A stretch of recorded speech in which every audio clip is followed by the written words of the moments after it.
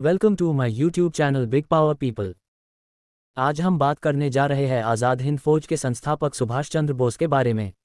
जन्म और पारिवारिक जीवन। नेताजी सुभाष चंद्र बोस का जन्म 23 जनवरी सन 1897 को ओडिशा के कटक शहर में हिंदू कायस्थ परिवार में हुआ था। उनके पिता का नाम जानकीनाथ बोस और मां का नाम प्रभावती था। जानकीनाथ बोस कटक शहर के मशहूर वकील थे। पहले वे सरकारी वकील थे मगर बाद में उन्होंने निजी प्रैक्टिस शुरू कर दी थी। उन्होंने कटक की महापालिका में लंबे समय तक काम किया था और वे बंगाल विधानसभा के सदस्य भी रहे थे। अंग्रेज सरकार ने उन्हें राय बहादुर का खिताब दिया था। प्रभावती देवी के पिता का नाम गंगानारायण दत्त था। दत्त परिवार को कोलकाता का एक कुलीन परिवार माना जाता था। प्रभावती और जानकीनाथ बोस की कुल मिलाकर 14 संतानें थीं, जिसमें 6 बेटियां और 8 बेटे थे। सुभाष उनकी 9वीं संतान और 5वें बेटे थे। अपने सभी भाइयों में से सुभाष को सबसे अधिक लगाव शरद चंद्र से था। शरदबाबू प्रभावती और जानकीनाथ के दूसरे बेटे थे। सुभाष उन्हें मेजड़ा कहते थे। शरदबाबू की पत्नी का नाम विभावती था। कटक के प्रोटेस्टेंट स्कूल से प्राइमरी शिक्षा पूर्ण कर 1909 में उन्होंने रेवंशा कॉलेजिएट स्कूल में दाखिला लिया। कॉलेज के प्रिंसिपल बेनीमाधव दास के व्यक्तित्व का सुभाष के मन पर अच्छा प्रभाव पड़ा। मात्र 15 वर्ष की आयु में सुभाष ने विवेकानंद साहित्य का पूर्ण अध्ययन कर लिया था। 1915 में उन्होंने इंटरमीडिएट की परीक्षा बीमार होने के बावजूद द्वितीय श्रेणी में उत्तीर्ण की। 1916 में जब वे दर्शनशास्त्र ऑनर्स में बीए के छात्र थे, किसी बात पर प्रेसिडेंसी कॉलेज के अध्यापकों और छात्रों के बीच झगड़ा हो गया। सुभाष ने छात्रों का नेतृत्व संभाला, जिसके कारण उन्हें प्रेसिडेंसी कॉलेज से 1 साल के लिए निकाल दिया गया और परीक्षा देने पर प्रतिबंध भी लगा दिया। 49वीं बंगाल रेजिमेंट में भर्ती के लिए उन्होंने परीक्षा दी, किंतु आंखें खराब होने के कारण उन्हें सेना के लिए अयोग्य घोषित कर दिया गया। किसी प्रकार स्कॉटिश चर्च कॉलेज में उन्होंने प्रवेश तो ले लिया, किंतु मन सेना में ही जाने को कह रहा था।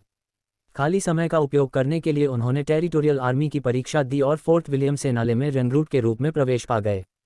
फिर ख्याल आया कि कहीं इंटरमीडिएट की तरह बीए में भी कम नंबर न आ जाएं। सुभाष ने खूब मन लगाकर पढ़ाई की और 1919 में बीए ऑनर्स की परीक्षा प्रथम श्रेणी में उत्तीर्ण की। कलकत्ता विश्वविद्यालय में उनका दूसरा स्थान था। पिता की इच्छा थी कि सुभाष आईसीएस बने, किंतु उनकी आयु को देखते हुए केवल एक ही बार में ये परीक्षा पास करनी थी। उन्होंने पिता से 24 घंटे का समय ये सोचने के लिए मांगा ताकि वे परीक्षा देने या न देने पर कोई अंतिम निर्णय ले सकें। सारी रात इसी असमंजस में वह जागते रहे कि क्या किया जाए। आखिर उन्होंने परीक्षा देने का फैसला किया और 15 सितंबर 1919 को इंग्लैंड चले गए। परीक्षा की तैयारी के लिए लंदन के किसी स्कूल में दाखिला न मिलने पर सुभाष ने किसी तरह किट्स विलियम हॉल में मानसिक एवं नैतिक विज्ञान की ट्राईपास ऑनर्स की परीक्षा का अध्ययन करने हेतु उन्हें प्रवेश मिल गया। इससे उनके रहने व खाने की समस्या हल हो गई। हाल में एडमिशन लेना तो बहाना था, असली मकसद तो आईसीएस में पास होकर दिखाना था। सो उन्होंने 1920 में वरीयता सूची में चौथा स्थान प्राप्त करते हुए पास कर ली। इसके बाद सुभाष ने अपने बड़े भाई शरदचंद्र बोस को पत्र लिखकर उनकी राय जाननी चाहिए कि उनके दिलो दिमाग पर तो महर्षि दयानंद सरस्वती और महर्षि अरविंद घोष के आदर्शों ने कब्जा कर रखा है। ऐसे में आईसीएस बनकर वह अंग्रेजों की गुलामी कैसे कर पाएंगे।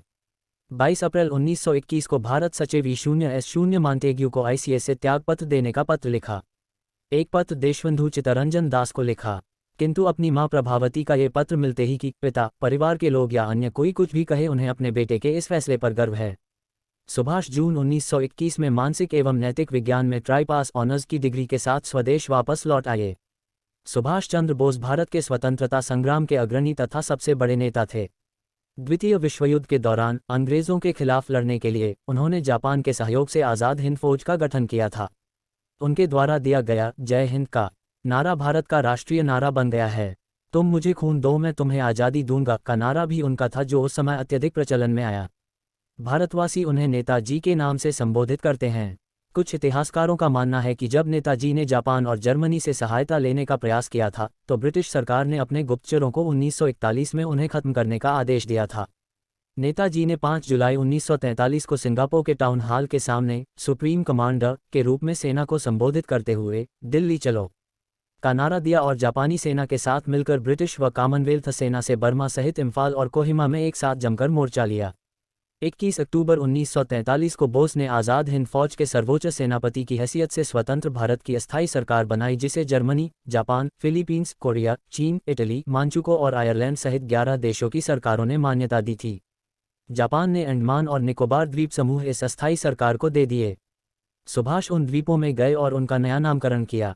1944 को आज़ाद हिंद फौज ने अंग्रेजों पर दोबारा आक्रमण किया और कुछ भारतीय प्रदेशों को अंग्रेजों से मुक्त भी करा लिया।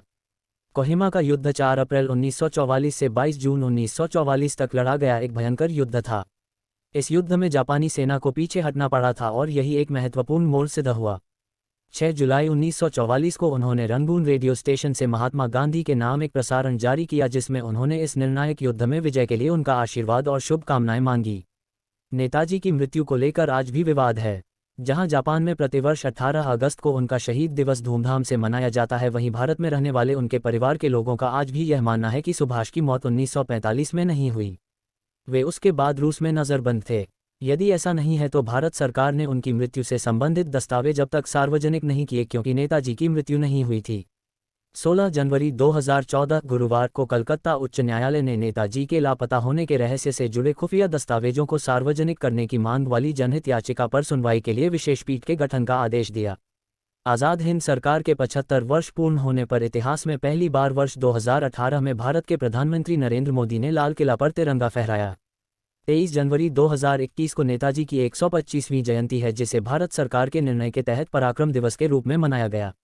8 सितंबर 2022 को नई दिल्ली में राजपथ, जिसका नामकरण कर्तव्य पथ किया गया है, पर नेताजी की विशाल प्रतिमा का अनावरण किया गया।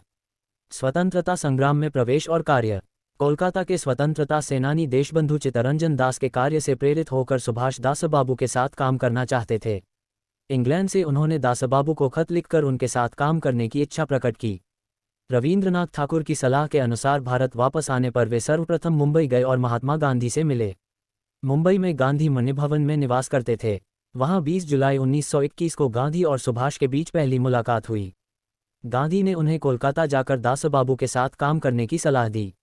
इसके बाद सुभाष कोलकाता आकर दासबाबू से मिले। उन दिनों गांधी ने अंग्रेज सरकार के खिलाफ असहयोग आंदोलन चला रखा था। दासबाबू इस आंदोलन का बंगाल में नेतृत्व कर रहे थे। उनके साथ सुभाष इस आंदोलन में सहभागी हो गए। गांधी द्वारा 5 फरवरी 1922 को चौरी चौरा घटना के बाद असहयोग आंदोलन बंद कर दिया गया, जिसके कारण 1922 में दासबाबू ने कांग्रेस के अंतर्गत स्वराज पार्टी की स्थापना की। विधानसभा के अंदर से अंग्रेज सरकार का विरोध करने के लिए कोलकाता महापालिका का चुनाव स्वराज पार्टी ने लड़कर जीता और दासबाबू कोलकाता के महापौर में बन गए।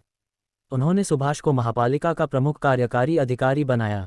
सुभाष ने अपने कार्यकाल में कोलकाता महापालिका का पूरा ढांचा और काम करने का तरीका ही बदल डाला। कोलकाता में सभी रास्तों के अंग्रेजी नाम बदलकर उन्हें भारतीय नाम दिए गए। स्वतंत्रता संग्राम में प्राण न्यौछावर करने वालों के परिवारजनों को महापालिका में नौकरी मिलने लगी। बहुत जल्द ही सुभाष देश के एक महत्वपूर्ण युवा नेता बन गए। जवाहरलाल नेहरू के साथ सुभाष ने कांग्रेस के अंतर्गत युवकों की इंडिपेंडेंस लीग शुरू की। 1927 में जब साइमन कमीशन भारत आया तब कांग्रेस ने उसे काले झंडे दिखाए। कोलकाता में सुभाष ने इस आंदोलन का नेतृत्व किया। साइमन कमीशन को जवाब देने के लिए कांग्रेस ने भारत का भावी संविधान बनाने का काम 8 सदस्यीय आयोग को सौंपा। मोतीलाल नेहरू इस आयोग के अध्यक्ष और सुभाष उसके एक सदस्य थे। इस आयोग ने नेहरू रिपोर्ट पेश की। 1928 में कांग्रेस का वार्षिक अधिवेशन मोतीलाल नेहरू की अध्यक्षता में कोलकाता में हुआ। इस अधिवेशन में सुभाष ने खाकी गणवेश धारण करके मोतीलाल नेहरू को सैन्य तरीके से सलामी दी। गांधी जी उन दिनों पूर्ण स्वराज्य की मांग से सहमत नहीं थे। इस अधिवेशन में उन्होंने अंग्रेज सरकार से डोमिनियन स्टेटस मांगने की ठान ली थी, लेकिन सुभाषबाबू और जवाहरलाल नेहरू को पूर्ण स्वराज की मांग से पीछे हटना मंजूर नहीं था। अंत में ये तय किया गया कि अंग्रेज सरकार को डोमिनियन स्टेटस देने के लिए 1 साल का वक्त दिया जाए। अगर 1 साल में अंग्रेज सरकार ने यह मांग पूरी नहीं की तो कांग्रेस पूर्ण स्वराज की मांग करेगी।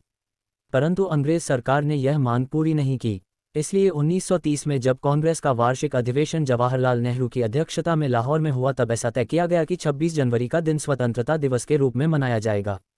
26 जनवरी 1931 को कोलकाता में राष्ट्रध्वज फहराकर सुभाष एक विशाल मोर्चे का नेतृत्व कर रहे थे, तभी पुलिस ने उन पर लाठी चलाई और उन्हें घायल कर जेल भेज दिया।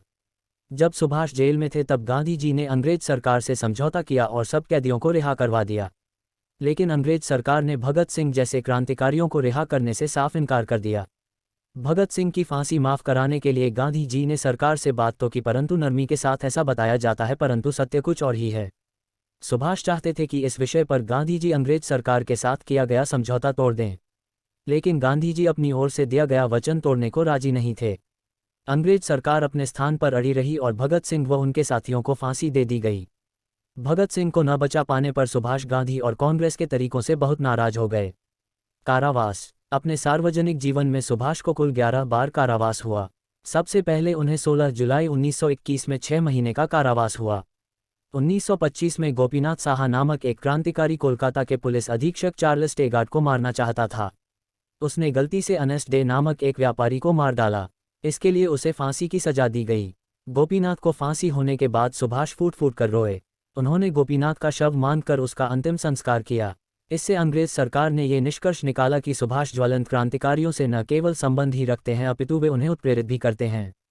इसी बहाने अंग्रेज सरकार ने सुभाष को गिरफ्तार किया और बिना कोई मुकदमा चलाए उन्हें अनिश्चित काल के लिए म्यांमार के मांडले कारागृह में बंदी बनाकर भेज दिया।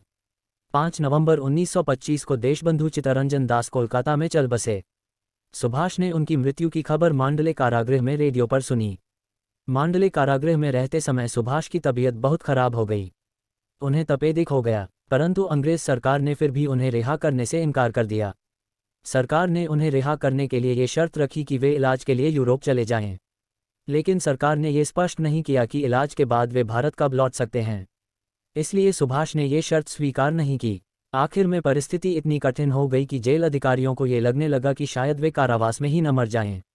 अंग्रेज सरकार यह खतरा भी नहीं उठाना चाहती थी कि सुभाष की कारागृह में मृत्यु हो जाए। इसलिए सरकार ने उन्हें रिहा कर दिया। उसके बाद सुभाष इलाज के लिए डलहौजी चले गए। 1930 में सुभाष कारावास में ही थे कि चुनाव में उन्हें कोलकाता का महापौर चुना गया। इसलिए सरकार उन्हें रिहा करने पर मजबूर हो गई। 1932 में सुभाष को फिर से कारावास हुआ। इस बार उन्हें अल्मोड़ा जेल में रखा गया। अल्मोड़ा जेल में उनकी तबीयत फिर से खराब हो गई। चिकित्सकों की सलाह पर सुभाष इस बार इलाज के लिए यूरोप जाने को राजी हो गए। सन 1933 से लेकर 1936 तक सुभाष यूरोप में रहे। यूरोप में सुभाष ने अपनी सेहत का ख्याल रखते हुए अपना कार्य बदस्तूर जारी रखा। वहां वे इटली के नेता मुसोलिनी से मिले, जिन्होंने उन्हें भारत के स्वतंत्रता संग्राम में सहायता करने का वचन दिया। आयरलैंड के नेता डी वलेरा सुभाष के अच्छे दोस्त बन गए। जिन दिनों सुभाष यूरोप में थे उन्हीं दिनों जवाहरलाल नेहरू की पत्नी कमला नेहरू का ऑस्ट्रिया में निधन हो गया। सुभाष ने वहां जाकर जवाहरलाल नेहरू को सांत्वना दी। बाद में सुभाष यूरोप में विट्ठल भाई पटेल से मिले। विट्ठल भाई पटेल के साथ सुभाष ने मंत्रणा की, जिसे पटेल बोस विश्लेषण के नाम से प्रसिद्धि मिली। इस विश्लेषण में उन दोनों ने गांधी के नेतृत्व की जमकर निंदा की। उसके बाद विट्ठल भाई पटेल जब बीमार हो गए तो सुभाष ने उनकी बहुत सेवा की। मगर विट्ठल भाई पटेल नहीं बचे, उनका निधन हो गया। विट्ठल भाई पटेल ने अपनी वसीयत में अपनी सारी संपत्ति सुभाष के नाम कर दी। मगर उनके निधन के पश्चात उनके भाई सरदार वल्लभ भाई पटेल ने इस वसीयत को स्वीकार नहीं किया। सरदार पटेल ने इस वसीयत को लेकर अदालत में मुकदमा चलाया। ये मुकदमा जीतने पर सरदार वल्लभ भाई पटेल ने अपने भाई की सारी संपत्ति गांधी के हरिजन सेवा कार्य को भेंट कर दी। 1934 में सुभाष को उनके पिता के मृत्युशय्या पर होने की खबर मिली। खबर सुनते ही वे हवाई जहाज से कराची होते हुए कोलकाता लौटे। यद्यपि कराची में ही उन्हें पता चल गया था कि उनके पिता की मृत्यु हो चुकी है, फिर भी वे कोलकाता गए। कोलकाता पहुंचते ही अंग्रेज सरकार ने उन्हें गिरफ्तार कर लिया और कई दिन जेल में रखकर वापस यूरोप भेज दिया। सन 1934 में जब सुभाष ऑस्ट्रिया में अपना इलाज कराने हेतु ठहरे हुए थे, उस समय उन्हें अपनी पुस्तक लिखने हेतु एक अंग्रेजी जानने वाले टाइपिस्ट की आवश्यकता हुई। उनके एक मित्र ने एमिली शेंकल नाम की एक ऑस्ट्रियन महिला से उनकी मुलाकात करा दी। एमिली के पिता एक प्रसिद्ध पशु चिकित्सक थे। सुभाष एमिली की ओर आकर्षित हुए और उन दोनों में स्वाभाविक प्रेम हो गया। नाजी जर्मनी के सख्त कानूनों को देखते हुए उन दोनों ने सन 1942 में बाड गास्टन नामक स्थान पर हिंदू पद्धति से विवाह रचा लिया।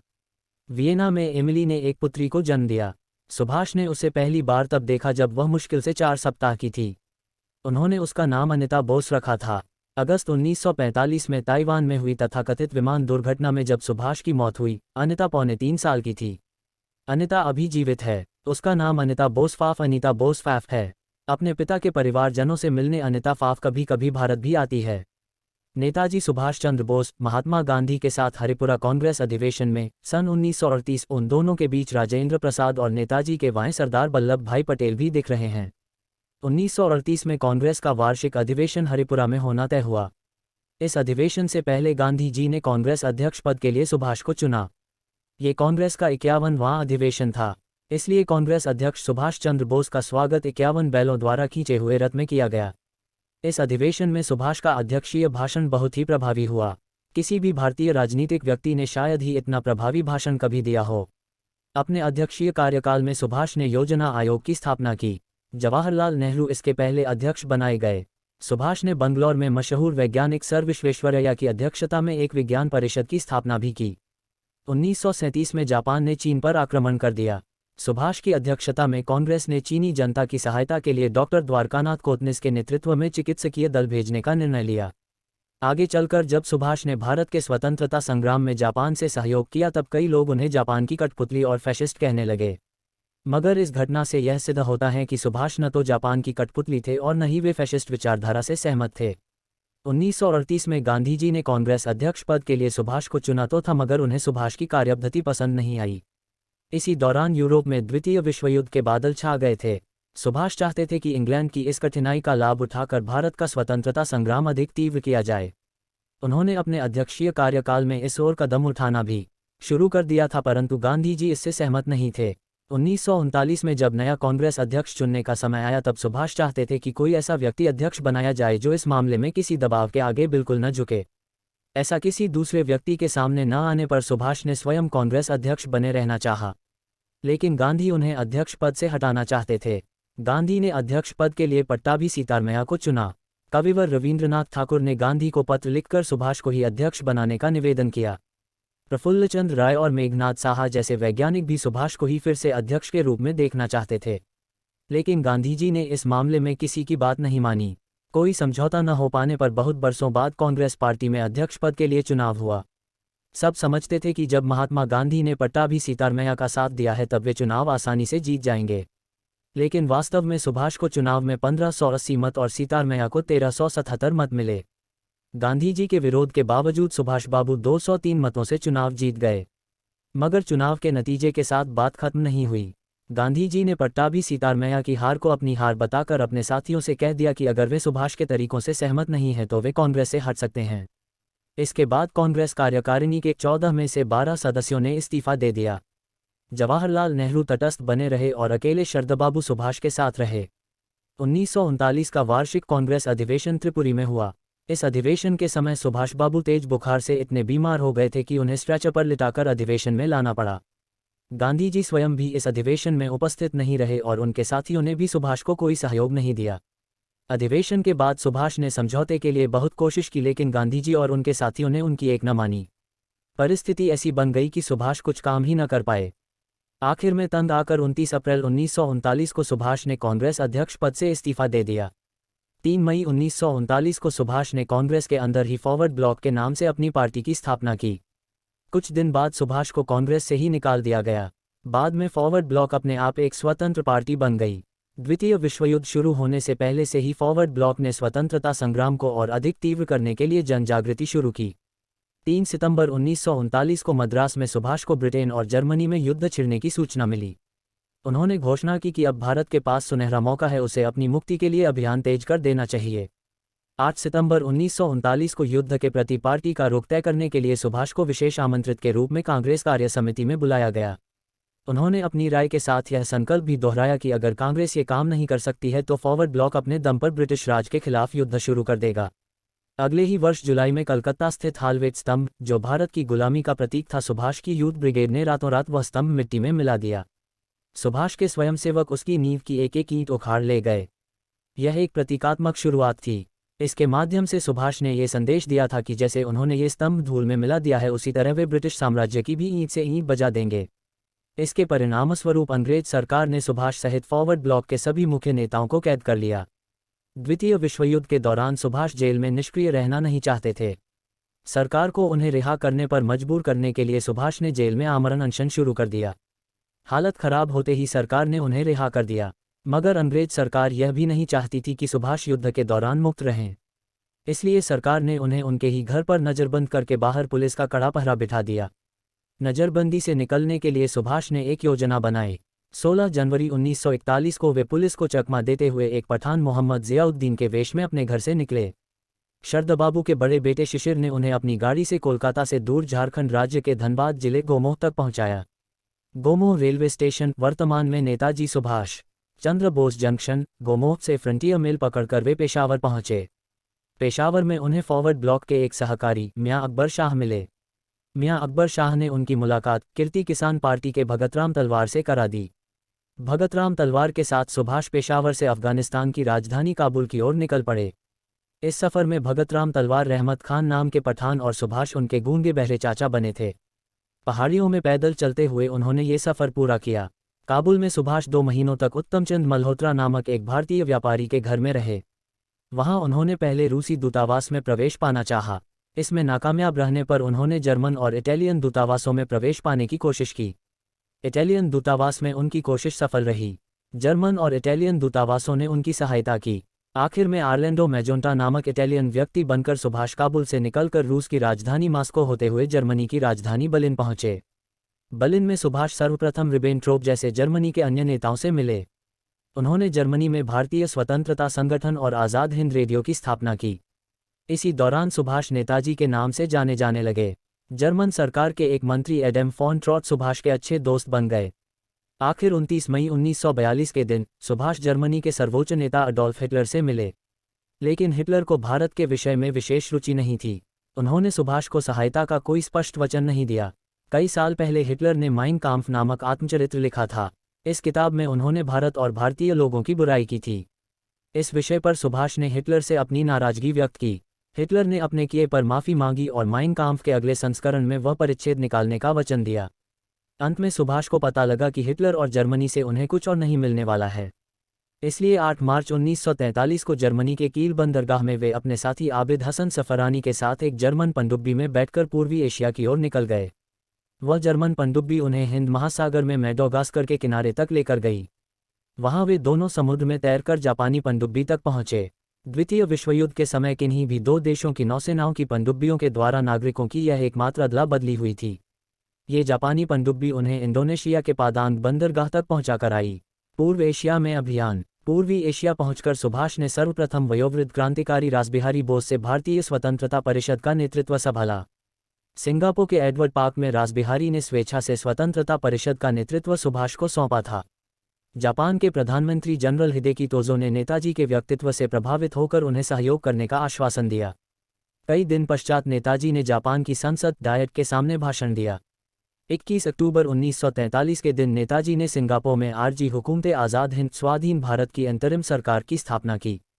वे खुद इस सरकार के राष्ट्रपति, प्रधानमंत्री और युद्धमंत्री बने। इस सरकार को कुल 9 देशों ने मान्यता दी। नेताजी आज़ाद हिंद फौज के प्रधान सेनापति भी बन गए।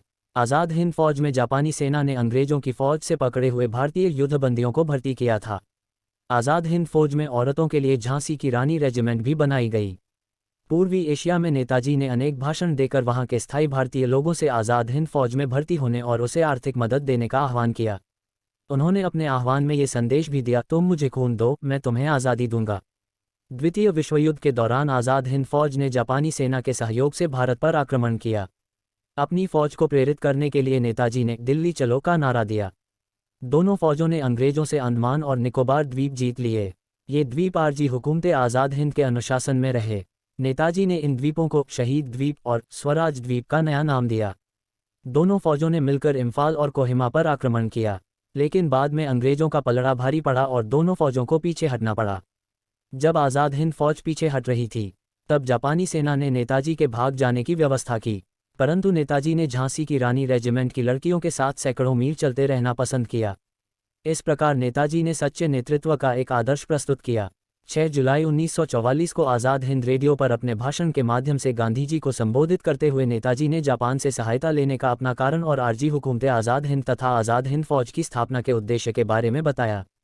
इस भाषण के दौरान नेताजी ने गांधी जी को राष्ट्रपिता कहा, तभी गांधी जी ने भी उन्हें नेताजी कहा। द्वितीय विश्वयुद्ध में जापान की हार के बाद नेताजी को नया रास्ता ढूंढना जरूरी था। उन्होंने रूस से सहायता मांगने का निश्चय किया था। 18 अगस्त 1945 को नेताजी हवाई जहाज से मंचूरिया की तरफ जा रहे थे। इस सफ़र के दौरान वे लापता हो गए। इस दिन के बाद वे कभी किसी को दिखाई नहीं दिए। 23 अगस्त 1945 को टोक्यो रेडियो ने बताया कि सैगोन में नेताजी एक बड़े बमवर्षक विमान से आ रहे थे कि 18 अगस्त को डाइगकू हवाई अड्डे के पास उनका विमान दुर्घटनाग्रस्त हो गया। विमान में उनके साथ सवार जापानी जनरल शोदेई, पायलट तथा कुछ अन्य लोग मारे गए। नेताजी गंभीर रूप से जल गए थे। उन्हें ताइहोंकू सैनिक अस्पताल ले जाया गया, जहां उन्होंने दम तोड़ दिया। कर्नल हबीबुर रहमान के अनुसार उनका अंतिम संस्कार ताइहोंकू में ही कर दिया गया। सितंबर के मध्य में उनकी अस्थियां संचित करके जापान की राजधानी टोक्यो के रेनकोजी मंदिर में रख दी गईं। 18 भारतीय राष्ट्रीय अभिलेखागार से प्राप्त दस्तावेज के अनुसार नेताजी की मृत्यु 18 अगस्त 1945 को ताइहोंकू के सैनिक अस्पताल में रात्रि 21:00 बजे हुई थी। स्वतंत्रता के पश्चात भारत सरकार ने इस घटना की जांच करने के लिए 1956 और 1977 में 2 बार आयोग नियुक्त किया। दोनों बार यह नतीजा निकला कि नेताजी उस विमान दुर्घटना में ही शहीद हो गए। 1999 में मनोज कुमार मुखर्जी के नेतृत्व में तीसरा आयोग बनाया गया। 2005 में ताइवान सरकार ने मुखर्जी आयोग को बता दिया कि 1945 में ताइवान की भूमि पर कोई हवाई जहाज दुर्घटनाग्रस्त हुआ ही नहीं था। 2005 में मुखर्जी आयोग ने भारत सरकार को अपनी रिपोर्ट पेश की, जिसमें उन्होंने कहा कि नेताजी की मृत्यु उस विमान दुर्घटना में होने का कोई सबूत नहीं है। लेकिन भारत सरकार ने मुखर्जी आयोग की रिपोर्ट को अस्वीकार कर दिया। 18 अगस्त 1945 के दिन नेताजी कहां लापता हो गए और उनका आगे क्या हुआ, ये भारतीय इतिहास का सबसे बड़ा अनुत्तरित रहस्य बन गया है। देश के अलग अलग हिस्सों में आज भी नेताजी को देखने और मिलने का दावा करने वाले लोगों की कमी नहीं है। फैजाबाद के गुमनामी बाबा से लेकर छत्तीसगढ़ राज्य में जिला रायगढ़ तक में नेताजी के होने को लेकर कई दावे पेश किए गए, लेकिन इन सभी की प्रामाणिकता संदिग्ध है। छत्तीसगढ़ में तो सुभाष चंद्र बोस के होने का मामला राज्य सरकार तक गया, परंतु राज्य सरकार ने इसे हस्तक्षेप के योग्य न मानते हुए मामले की फाइल ही बंद कर दी। ये थी सुभाष चंद्र बोस जी के जीवन से जुड़ी सत्य कहानी। हम ऐसे ही और भी कहानियां लाते रहेंगे। हमारे साथ ऐसे ही जुड़े रहे और सपोर्ट करते रहे। Thanks for watching my YouTube channel ऐसी और वीडियो के लिए हमारे चैनल को लाइक करें, कमेंट करें, सब्सक्राइब करें और शेयर करें।